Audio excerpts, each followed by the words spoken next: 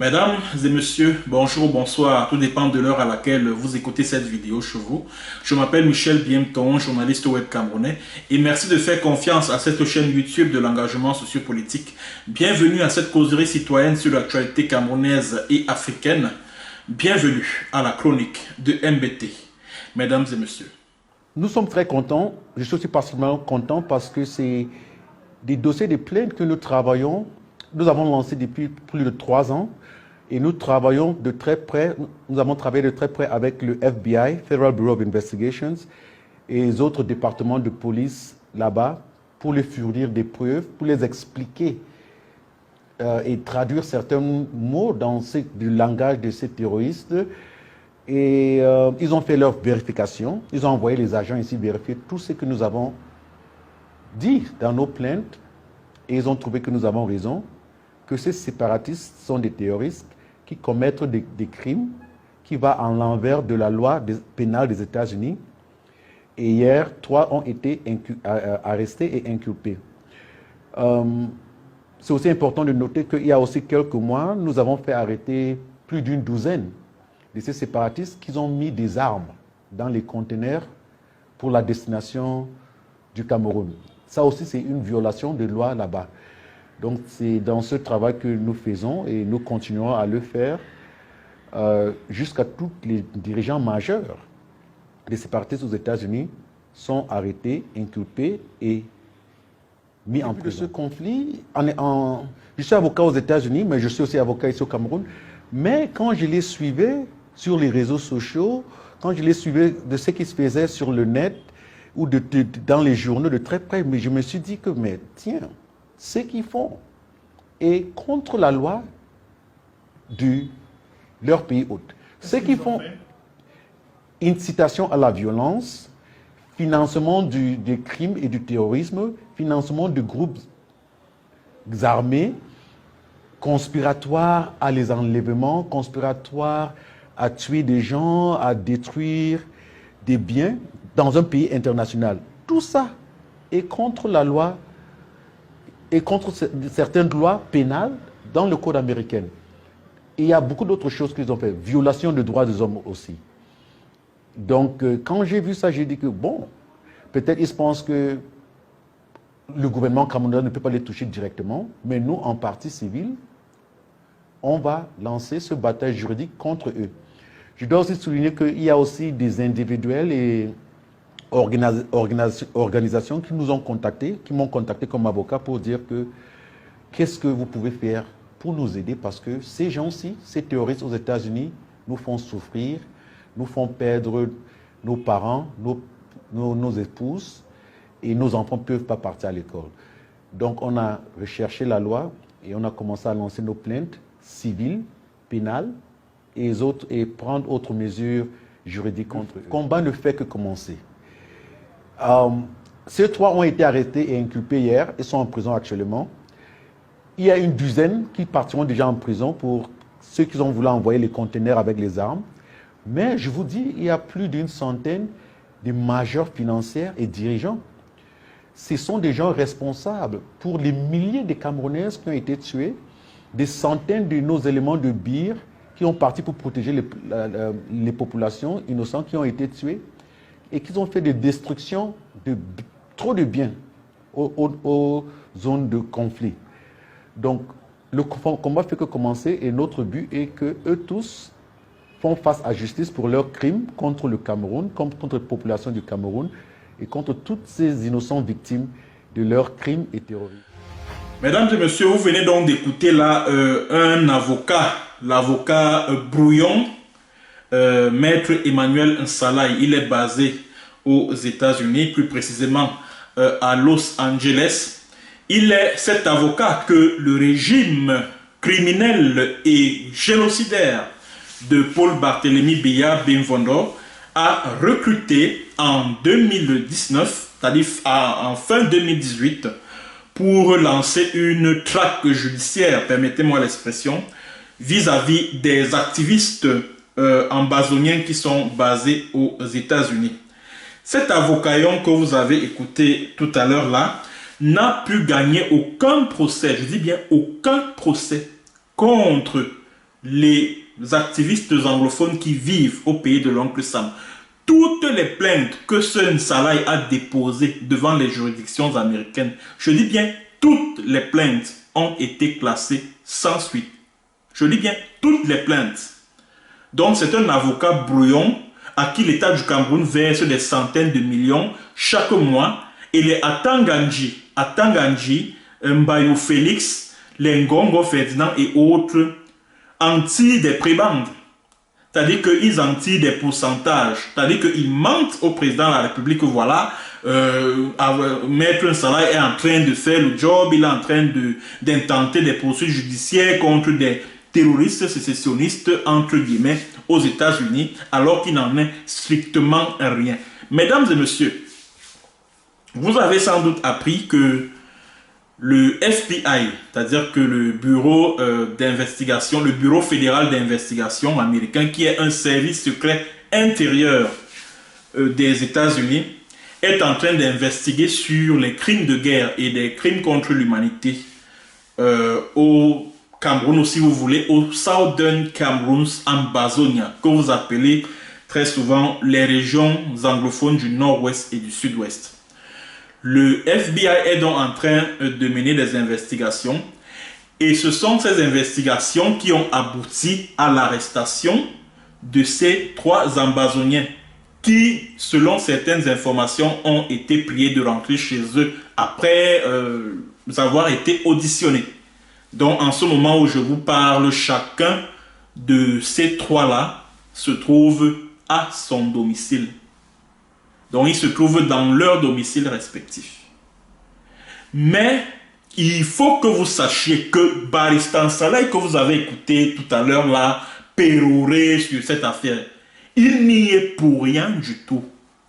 Il n'y est pour rien du tout. Il n'a absolument rien à voir avec ça. C'est le gouvernement américain, à travers le FBI, qui a ouvert une enquête sur les atrocités, les crimes les plus horribles qui ont été commis au Southern Cameroun. Mesdames et messieurs, j'aimerais donc partager avec vous un certain nombre d'informations que j'ai obtenues de sources très bien informées et très bien introduites concernant cette affaire. En fait, la cible de ces investigations du FBI, c'est un certain nombre de dignitaires du régime de Paul Biya impliqués dans les violations massives des droits humains au Southern Cameroun. C'est-à-dire que la cible principale, ce sont ceux-là. Et l'enquête a été réorientée vers les Ambazoniens. Pourquoi? Parce que les enquêteurs du FBI se sont rendus compte qu'il y a certains activistes ambazoniens qui ont également participé à ces violations des droits humains en appelant à commettre un certain nombre de crimes, croyant être au service du gouvernement en place. Donc, il s'agit d'Ambazoniens qui collaborent avec le gouvernement camerounais pour ternir l'image de cette lutte armée, pour donner l'impression à la communauté internationale que le mouvement indépendantiste anglophone est en réalité une organisation purement terroriste. Donc, le gouvernement camerounais est en train d'enquêter des deux côtés. Du côté du gouvernement comme du côté ambazonien, plus précisément de ces ambazoniens-là qui ont collaboré avec le régime de Paul Biya pour jeter l'opprobre, jeter le discrédit sur cette noble lutte, sur cette noble lutte de libération du peuple de Southern Cameroun. Ceux qui appelaient à pendre les chefs traditionnels au écou, ceux qui appelaient à faire ceci à ceux qui tenteraient d'aller à l'école, et les kidnappings contre rançon, et les ceci et les cela. Ils sont là aux États-Unis. Ils ont eu à faire tout ça, ces ambazoniens, ces activistes ambazoniens-là, ils ont eu à appeler à commettre ce genre de choses-là.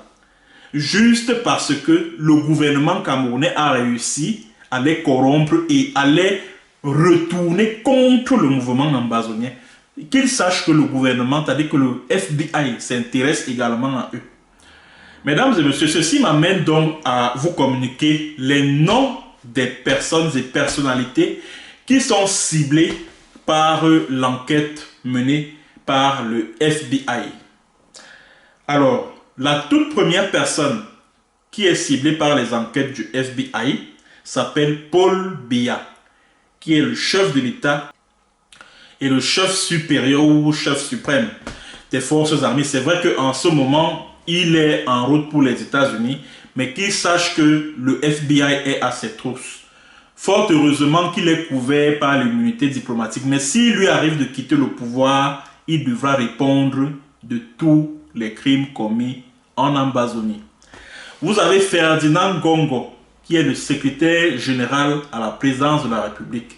Ce dernier a bénéficié d'une délégation de signature du président Biya, laquelle délégation de signature lui a permis d'avoir une mainmise sur certaines unités de l'armée camerounaise coupables d'avoir commis un certain nombre de forfaits, je préfère parler ainsi, dans le Southern Cameroun. Alors, vous avez Laurent Esso, qui est ministre de la Justice. On se souvient que qu'à l'orée de la crise anglophone, Laurent Esso s'était rendu en Belgique où il a expliqué à la communauté camerounaise vivant en Belgique qu'il était normal que les avocats soient rudoyés par les forces de l'ordre parce que, avait-il dit, lorsque ces avocats se trouvent en dehors des prétoires, ils sont à la merci, à la disposition du ministère de l'administration territoriale qui est en charge de rétablir l'ordre. Voilà, il faut bien que M. Laurent Esso sache qu'il est ciblé par les investigateurs du FBI. Vous avez Paul Atanga Nji, qui est l'actuel ministre de l'administration territoriale. Nous savons tous qu'il est impliqué dans pas mal de forfaits, dans pas mal de crimes dans le Southern Cameroun. Souvenez-vous de l'affaire Florence Ayafor, souvenez-vous de cette jeune fille qui en septembre 2019 avait été enterrée vivante par ces milices, les fameuses Atanga Nji Boys, ces milices qui ont été formées, équipées et financées par Atanga Paul Nji, qui est un ancien agent du CNR, l'ancienne appellation des services secrets du Cameroun, qui aujourd'hui est connue comme étant la DGRE, la Direction Générale de la Recherche Extérieure. Vous avez le ministre délégué auprès du ministre des Relations Extérieures, Félix Mbayou. Félix Mbayou est impliqué dans pas mal de crimes en zone anglophone. On lui attribue également des sources bien introduites, lui attribue la paternité d'un groupe armé qui sévit dans le Southern Cameroun aux fins de contre-révolution. Vous avez Issa Chiroma Bakari, l'ancien ministre de la Communication. Vous avez Okaya Bilay et Lel L'Afrique, qui sont respectivement les gouverneurs des régions anglophones du sud-ouest et du nord-ouest. Vous avez le préfet, l'ex-préfet de la Magno, Joseph Oum II. À l'époque, on se souvient, après la déclaration de guerre faite par Paul Barthélemy Biya Bimvondo le 30 novembre 2017, le 1er décembre 2017, ce préfet de la Magno, Joseph Oum II, avait invité les populations de son unité de commandement, c'est-à-dire que les populations de 15 villages de son unité de commandement de déguerpir ces villages-là parce qu'il y avait une opération militaire qui se préparait, laquelle visait à débarrasser ces villages-là des terroristes sécessionnistes. Joseph Oum II, ex-préfet de Magno, sache que tu es également dans la ligne de mire du FBI. Alors, vous avez Nkonda Titus alias My Country People et Oka Nasseri Clovis. Nkonda Titus, comme vous le savez, c'est cet activiste qui est grassement payé par la présidence de la République pour mener une propagande contre-révolutionnaire sur les réseaux sociaux. Je vous ai expliqué ici sur cette chaîne le procédé, c'est-à-dire que comment fonctionne Nkonda Titus, qui est un activiste vivant en Angleterre, un ancien soldat de la marine.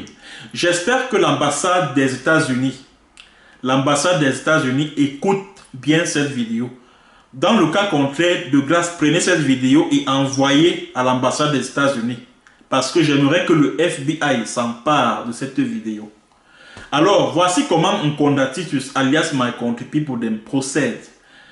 Il y a des milices, les milices de Banqui Émile, les milices de Atanganjipo, les milices de Félix Mbayou, bref, les milices qui ont été créées par des élites anglophones pour la contre-révolution, pour semer la confusion, la zizanie parmi les véritables combattants ambazoniens. Alors, lorsqu'ils finissent de commettre un forfait, ces milices-là, ils prennent des photos, des vidéos, ils envoient à My Country People. Maintenant, My Country People publie sur cette plateforme et accompagne ces vidéos, ces photos de commentaires à travers lesquels il fustige ce qu'il a très souvent l'habitude de désigner comme étant les Amba terroristes. Donc, il est complice de beaucoup de crimes et de coups tordus dans le Southern Cameroun. Ce My Country People a eu à exposer les numéros de téléphone des membres des familles de certains combattants ambazoniens et invité les soldats de l'armée camerounaise à se mettre à leur trousse. Donc, Nkonda Titus, il faut qu'il sache que lui aussi, il est dans la ligne de mire du FBI. Il faut qu'il le sache, tout comme son petit là, qu'on appelle Oka Nasseri Clovis. Oka Nasseri Clovis, son nom est apparu dans l'affaire Comfort Toumassan. Donc, il fait partie de ceux qui ont fait comme ça là, à la jeune Comfort Toumassan. C'était en août 2020, si je ne me trompe pas. Florence, j'ai parlé de l'affaire Florence Ayafor tout à l'heure. Nkonda Titus doit des explications au FBI par rapport à l'affaire Florence Ayafor. Parce que c'est lui qui le premier avait reçu la vidéo montrant le martyre de cette gardienne de prison dont on a supprimé la vie le 29 septembre 2019. My Country People connaît beaucoup de choses là-dedans. Tout comme Genesis Kinelli, un autre activiste. Lui aussi, il fait partie de ceux qui ont reçu la vidéo de Florence Ayafor, comment elle était, bon, vous imaginez. Je ne veux pas aller jusque dans les détails. Certains responsables de l'armée sont également ciblés par le FBI. Il s'agit du chef d'état-major des armées, le général René Claude Meka. Bon, on ne va pas les citer tous, on va juste citer les plus emblématiques, tels que le général René Claude Meka, qui est le chef d'état-major des armées, et puis le colonel Joël Émile Banqui, le commandant de la division de la sécurité militaire. Lui qui est le patron et le parrain de ADF, Ambazonan Defense Force. Et je parlais justement des Ambazoniens qui sont ciblés par les enquêtes du FBI. Ayabacho, son nom est cité dedans. Ayabacho est cité, Eric Tato est cité, Chris Anou, son nom apparaît dedans. Sans oublier Bénédicte Kwa.